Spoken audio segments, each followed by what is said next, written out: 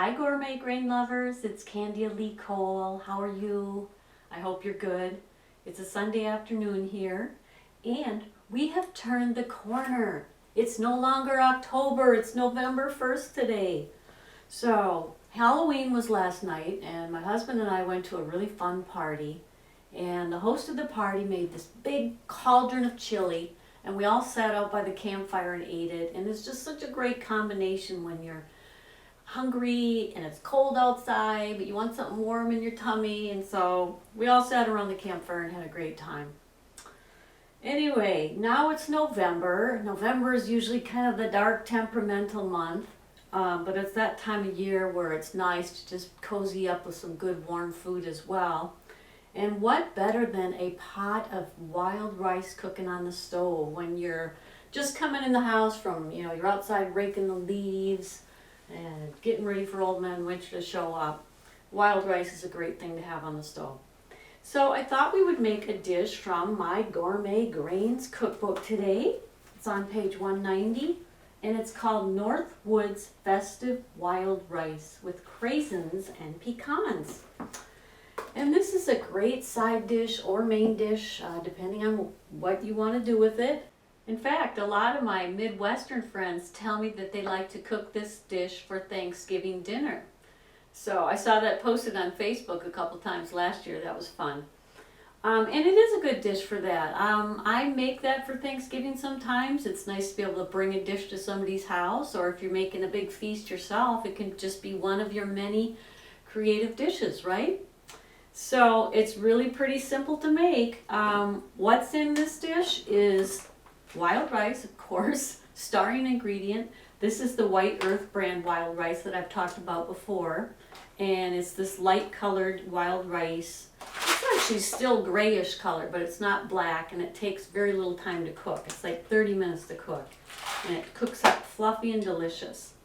And then we're going to cook some brown rice separately, but this will just give it a nice contrast between the light and the darker. And then once the grains are cooked, and I have mine cooked already, we will saute up a little bit of onion in some olive oil or butter or ghee, which I have on the stove. We'll saute up some chopped celery, a little bit of parsley. We'll toss in some craisins, these beautiful red phytonutrient-rich craisins. We'll chop up some apples and add those.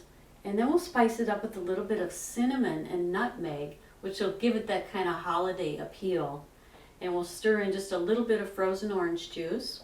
And if you had orange peel too, you could use that grated in. And then we will top it off with some lovely crunchy pecans. That'll be a nice nutty accent along with kind of that nutty wild rice flavor. So pretty simple to make. We'll come back in just a minute and toss it together. Okay. Hi, we're back. And it smells good in here. So I took the liberty of adding a couple tablespoons of olive oil. Actually, it was avocado oil that I put in my pan. Just coated the bottom of the pan lightly. I sauteed my onion. It was a medium-sized onion, just chopped real finely. And then chopped up some celery and chopped up a couple apples. And so I've got that all mingling together here in the pan. And it tastes really yummy already. So I think I'm just going to add the rest of the apples right now. Apples are great healthy food. Good for your heart, good for your digestion, tons of fiber, quercetin. Very good for your body, especially along with celery and onion. Okay, so the pan's getting full already. And we're going to add our rice now. And I think what I'll do, I'm going to add a little bit of ghee to this before I add the grain. I'm just going to melt it here in the pan. I've got some ghee left over from the other day. This is just clarified butter. It's butter without the milk solids, and so a little healthier for you. I'm going to be generous because I just think this nice savory flavor in this dish will be good. I've got about 2 or 3 tablespoons in there. And we're going to add about a cup of rice, white rice, brown rice rather. So I think that's about it, about 2 spoonfuls there. Now brown rice. It's got great vitamins and minerals.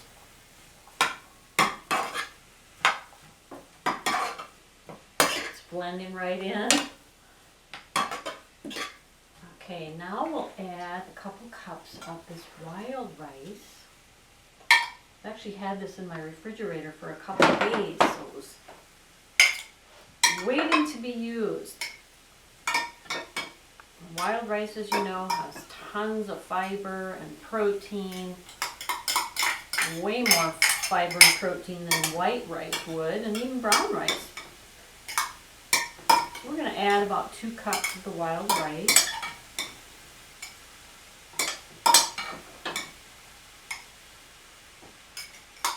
There we go.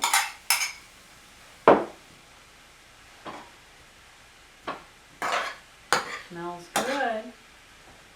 I was trying to think of another way that you could eat this in the autumn, and I thought about when I was growing up as a kid, and my parents and my grandparents used to take us for day camping, and we'd build a campfire outside. Even when it was snowing outside, they would take us, and it was so fun because we'd build a fire and we'd go and bring food. And this is one of those kind of dishes where you could maybe heat it up, put it in a little thermos and carry it along with.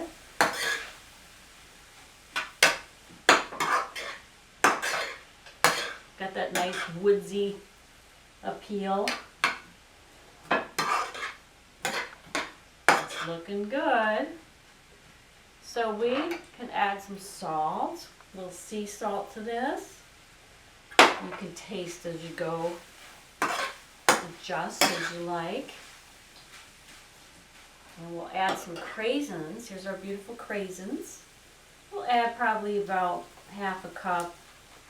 We just want to have that beautiful eye appeal in the dish. There we go. I think we could add even a little more.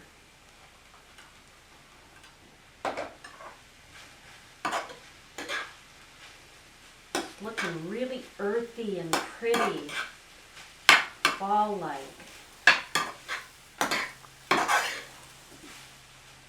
Now for the seasonings, some cinnamon. I think the recipe calls for about a 1/4 teaspoon of cinnamon and a 1/4 teaspoon of nutmeg, but you can taste, let your taste buds decide. This is nutmeg. I love nutmeg so much. But I once had a homeopathic doctor told me, he said to me, "Do you like nutmeg?" And I said, "Yeah." And he goes, "Well, I don't think you should eat it because it kind of tends to make you a little high." So I thought that was interesting. I'd never heard of that before. But you know, herbs and spices are powerful medicine, powerful food, powerful medicine. And so he seemed to know that this nutmeg had certain psychoactive properties. So I just put a little bit in there. Alright, and then we can add our green scallions just for a little color, extra color.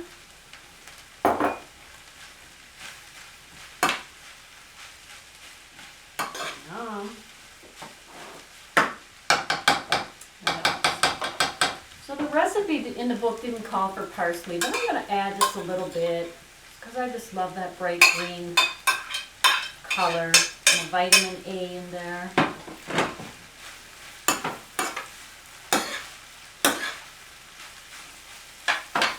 Looking good. So this will feed a small crowd. Like if everybody had a little half a cup's worth, this would feed quite a few people. So we're just about ready to taste this, I think. Oh, I forgot the orange juice. This is just organic orange juice, and I'm just going to drizzle a little bit in. A few tablespoons I think would be good.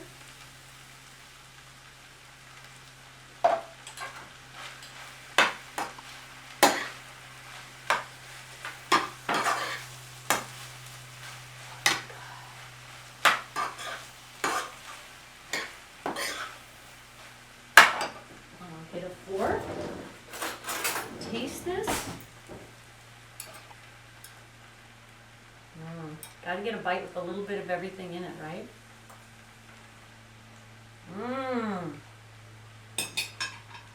So good. Melt in your mouth, loud. The only thing it needs is just a tiny bit more salt.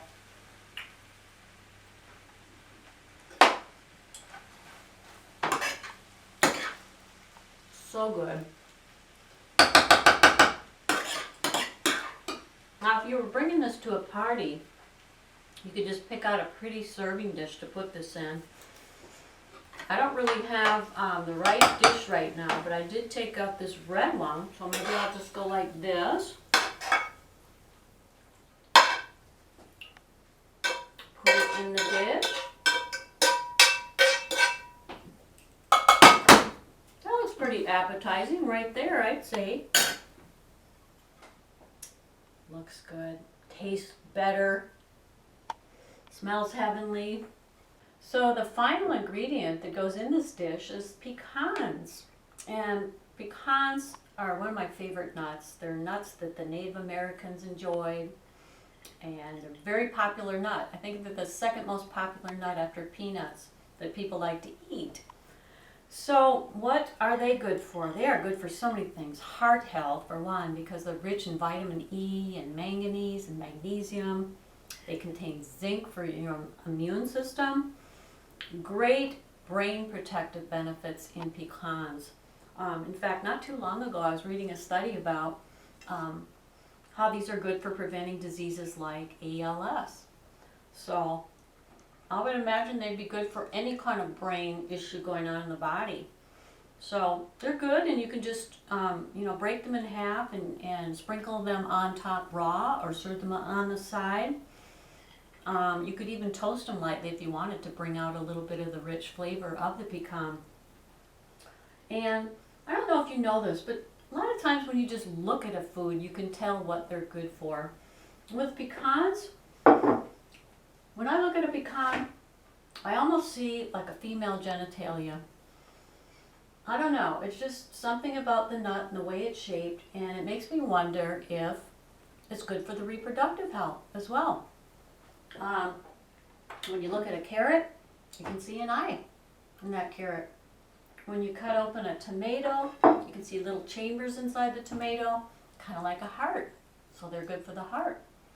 Cauliflower's another one. You look at a cauliflower, kind of reminds you of the brain. Same thing with a cabbage.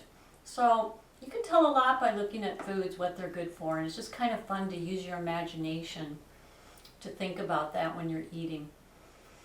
All right, well, that's it for the dish. I hope you enjoy it. It really tastes good, and it's a perfect recipe for the autumn time of year. Okay, take care. See you next time.